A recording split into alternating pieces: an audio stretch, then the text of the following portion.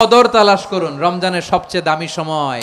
বিষ্ণু বলেন, মান হরিমা খাইরাহা ফাকাদ হরিম, যে কদর মিস করলো সে সব মিস করলো, হি ইজ দ্য লুজার।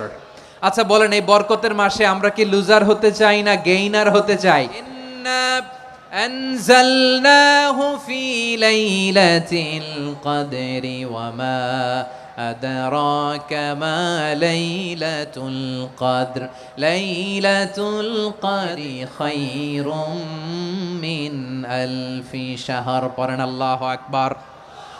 লাইলাতুল কদরি খায়রুম মিন আলফি শাহর, হাজার মাসের চেয়েও সেরা।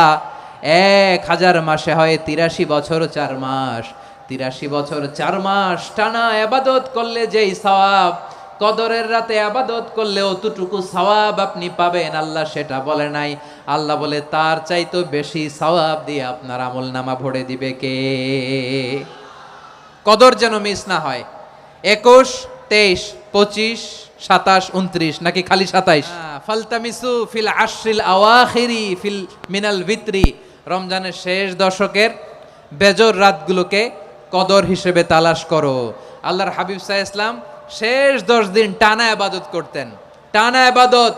ইদা জাআল আশরু আহিয়াল লাইলা আইকাযা আহলা ওয়া জাদ্দা ওয়া শাদ্দাল মিজার, সারা রাত জেগে ইবাদতের নজির নবীজির নাই, শুধু রমজানের শেষ দশক ছাড়া। সুবহানাল্লাহ বলেন।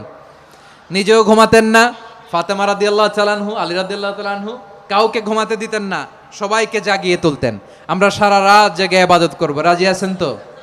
কদর যেন আমাদের মিস না হয়। আজকে থেকেই ক্যালেন্ডারে মার্ক করে রাখেন, সব কাজ পেছনে ফেলে, সব ব্যস্ততাকে পেছনে ফেলে ইবাদতের জন্য আমরা প্রস্তুত থাকবো কদরের রাতে। কোনোভাবে কদর যেন আমাদের মিস না হয়, ইনশাআল্লাহ। বলেন তো সবাই।